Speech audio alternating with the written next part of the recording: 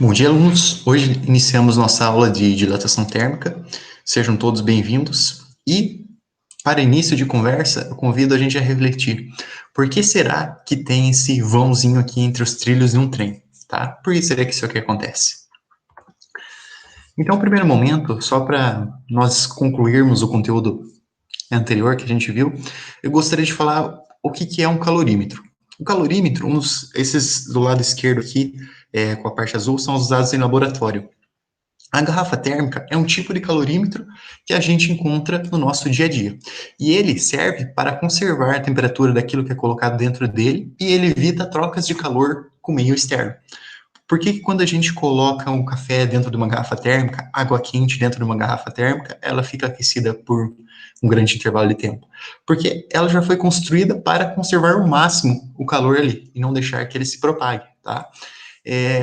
Basicamente, ele é composto de duas paredes de vidro espelhado, entre as quais ocorre vácuo, ou seja, dentro ali é retirado todo o ar para que dificulte a passagem de calor. É claro que é impossível deixar 100% vácuo ali, mas é possível deixar próximo disso. Aí o que acontece? Como não vai ter ar entre essas duas paredes, o calor ele não se propaga por condução, certo? Bem pouquinho, com o mínimo de ar que existe ali. Então essa é uma maneira de deixar a garrafa, o líquido, ou enfim, o que seja que for colocado aqui dentro, a uma temperatura que praticamente não muda. Claro, depois de um dia inteiro, a temperatura vai baixar e vai ficar a temperatura ambiente. Mas eles são utilizados para isolar do meio externo e diminuir ao máximo as trocas de calor. Então, quando a gente está resolvendo exercícios relacionados, a gente tem o princípio das trocas de calor. Em um sistema de vários corpos termicamente isolados do meio externo, a soma das quantidades de calor trocadas por ele é igual a zero.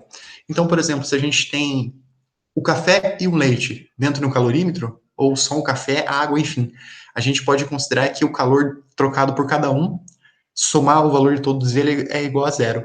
E para que fazer tudo isso? Porque daí a gente consegue resolver exercícios como o seguinte: ao preparar uma caneca de café com leite, uma pessoa coloca um pouco de leite frio sobre o café que acaba de sair do fogão. Então aqui tem os dados do problema, e com esses dados, considerando também que a soma do calor recebido por cada corpo tem que ser igual a zero, ou seja, o princípio de conservação de calor, considerando que eles estejam termicamente isolados, a gente consegue fazer os nossos cálculos. Estimar a temperatura final da bebida, por exemplo, aqui ele colocou o leite a 25 graus Celsius e o café a 90 graus Celsius. Então a gente consegue estimar a temperatura final através daquele princípio lá. A gente usa os dados recebidos e que o calor do leite mais o calor do café é igual a zero. Para que a gente faz tudo isso? Usando o que macete, porque lembre-se que Q é igual a M vezes C vezes ΔT quando não há mudança de fase. Como o café e o leite continuam em estado líquido, não tem mudanças de fase ali. Então a gente consegue usar esse princípio e usar só o que macete. Resolvendo as continhas, substituindo os valores, a gente chega no resultado final, tá? Então o leite, que estava inicialmente a 25 graus Celsius, e o café a 90, eles chegam a uma temperatura final de 65,6 graus Celsius. Isso aqui é só um exemplo, tá? É extra, eu não vou cobrar essa parte, só gostaria que vocês tivessem essa noção de como resolver problemas de equilíbrio térmico, onde a gente mistura dois líquidos, enfim, dois corpos a diferentes temperaturas ali, tá bom? E claro, a gente considera que o sistema é isolado, como se estivesse dentro de uma garrafa térmica, ou alguma coisa semelhante. Ou por que a gente tem que considerar isso? Para que ele não troque de calor com o ambiente externo. Senão eu poderia colocar aqui mais um QAR, por exemplo. Só que isso aqui é difícil de calcular.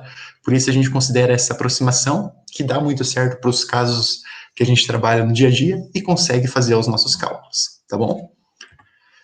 Então vamos começar a nossa aula de fato. Isso aí foi só para a gente revisar e ver o que já foi visto, né? Completar o conteúdo que já foi visto e vamos conversar sobre dilatação térmica. Então, como a gente já tinha conversado, temperatura indica o grau de agitação das partículas. Quanto mais, quanto mais alta a temperatura está, mais as partículas estão agitando. E quando o corpo é aquecido, ele ganha energia térmica, certo? Então, as partículas estão ali, conforme ele é aquecido, ele vai ganhando energia térmica. suas moléculas se agitam mais e devido às forças intermoleculares, que elas têm uma tendência a se afastar, conforme elas estão mais aquecidas, o distanciamento entre elas aumenta, tá? Então a figura aqui do lado está explicando bem isso. Elas estão numa certa agitação, conforme elas recebem calor, o distanciamento e as forças intermoleculares fazem com que elas acabem se separando e o corpo aumenta de tamanho, tá? Macroscopicamente, isso faz com que o corpo aumente de tamanho, e a gente pode pensar ao contrário. Se desse sistema for retirado o calor, acontece o contrário. A diminuição do corpo diminui, as partículas começam a se agitar menos, e a força intermolecular entre elas diminui e elas acabam se aproximando, tá? E quais são as consequências no nosso dia? Só antes eu gostaria de dividir aqui para vocês os 3 tipos de dilatação que a gente pode ter. Linear, superficial e volumétrica. Linear, a gente considera em uma dimensão, que é a dilatação de barras e fios. Superficial, a gente considera em 2 dimensões, tá? Que são geralmente as chapas, enfim, materiais parecidos. E volumétrica é a dilatação mais geral, que ocorre em 3 dimensões, que a gente não pode desprezar nenhuma dimensão. Por exemplo, quando a gente está estudando um fio, o comprimento dele é muito maior que a sua largura ou espessura. Então, a gente considera como se ele tivesse só uma dimensão para fazer as contas. Então, são essas 3 divisões aí que temos dentro da dilatação térmica.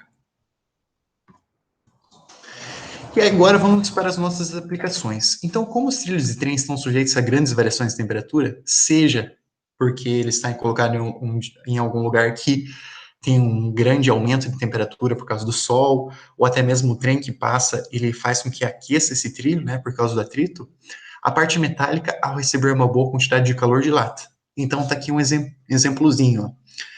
Conforme ele recebe calor, essa parte de metal do trem vai dilatar e acaba juntando esse espaço que está ali. Por isso é necessário que existam pequenos espaços entre os trilhos. O que aconteceria se não existissem esses pequenos espaços? Como ele tende a aumentar de tamanho conforme aumenta a sua temperatura, ele tenderia a se entortar, acontecendo coisas desse tipo aqui, ó. Tá certo? Então aqui está um trilho retinho, possivelmente tem as juntas de dilatação, mas se não ele tem esses espacinhos para que o trilho possa se dilatar, ele acaba entortando, tá? Conforme a imagem à direita mostra.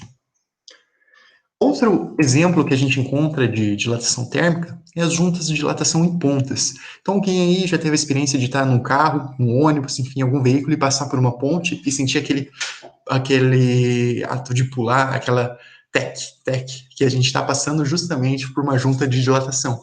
E para que tem essas juntas de dilatação?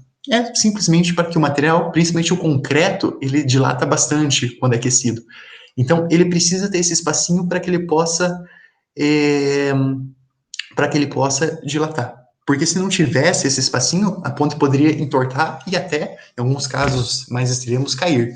Né? Então, a engenharia, quando eles vão construir essas pontes, eles têm que justamente pensar nesses espacinhos, que são chamadas de juntas de dilatação. Então, aqui é a ponte em Golden Gate, na Califórnia, nos Estados Unidos. É aquela bem famosa que tem filme. Muitos de vocês talvez já tenham assistido em algum lugar.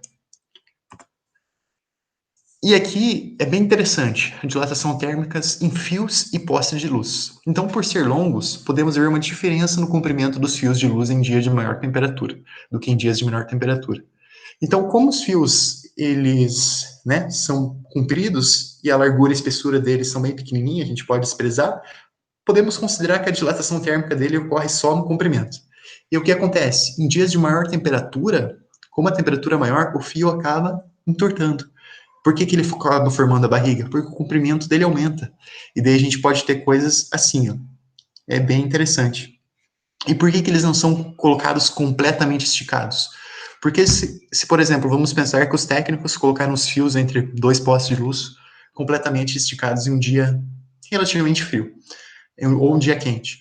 Conforme a temperatura diminui nos dias mais frios, esse fio de luz tende a se contrair. Se contraindo, ele poderia até romper e estragar a estrutura. Dificilmente vai puxar um poste, geralmente vai romper. Mas é interessante notar que justamente a proposital é essa barriga, que acaba aumentando quando está mais quente e acaba diminuindo quando está mais frio. Tá? Então é bem interessante isso aqui. O que mais que nós podemos ver aqui? A dilatação superficial e volumétrica. A superficial, lembra-se que é a dilatação em chapas e materiais de duas dimensões. A gente tem as juntas de dilatação aqui, ou seja, os pisos não são colocados em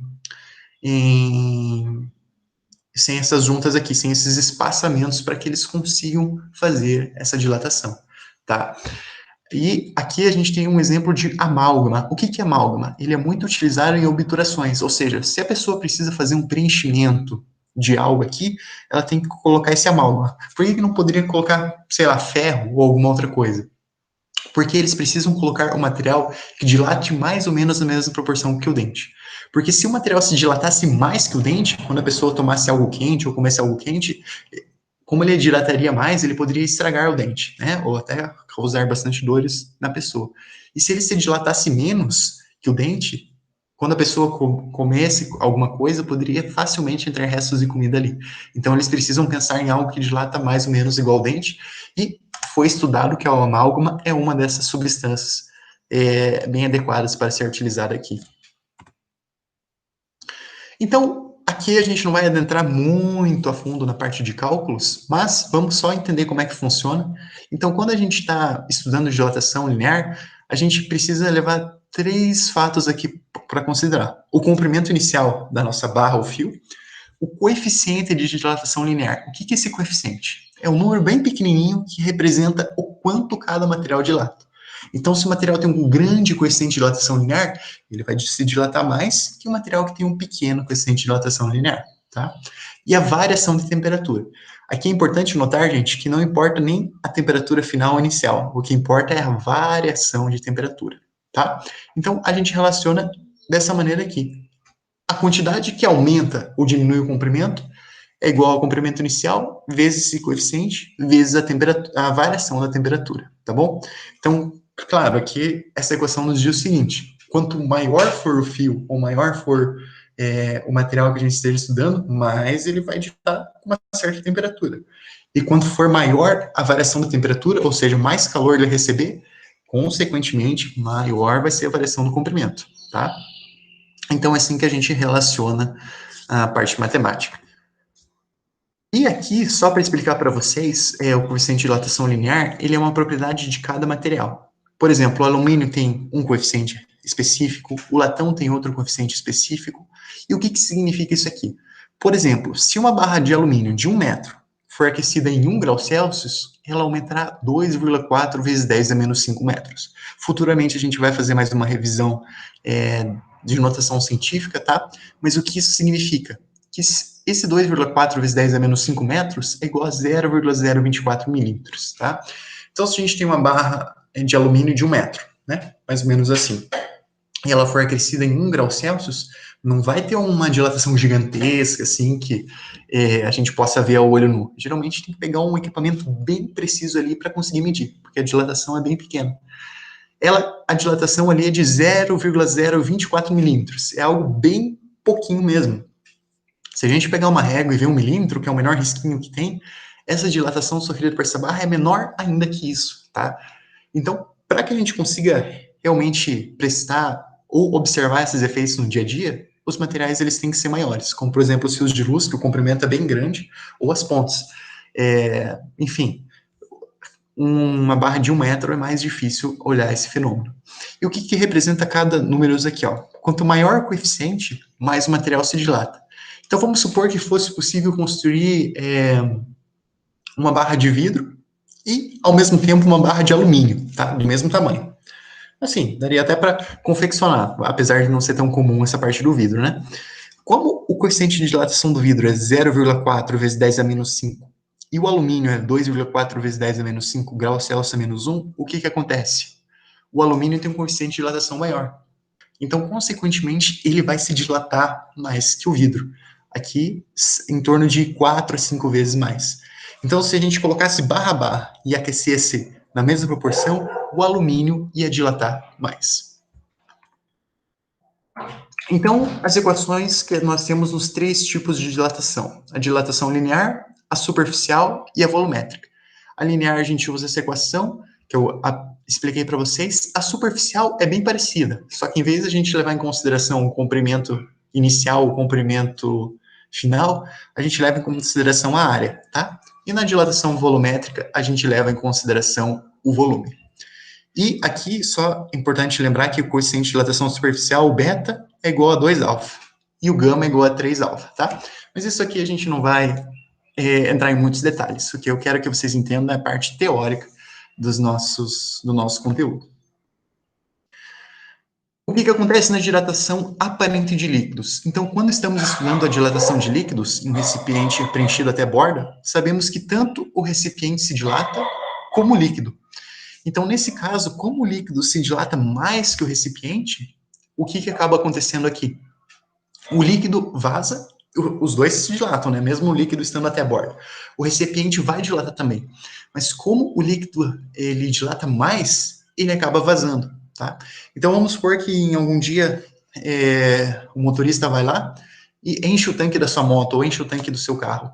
Se colocasse exatamente até a boca, correria o risco de vazar combustível justamente por aquilo. Claro, se ele não usasse o carro e a moto não ligasse e ficasse o carro paradinho ali, correria até o risco de vazar, porque o líquido, ele em geral dilata mais que o sólido, tá? Então é bem interessante notar isso aqui. E para a gente fechar, só explicar para vocês o que acontece na dilatação anômala da água. A água possui um comportamento inverso à maioria dos materiais, apenas entre 0 a 4 graus Celsius. Por que ela possui um comportamento inverso? A gente viu que, de maneira geral, se um corpo receber calor, aumentar a sua temperatura, ele vai aumentar de tamanho.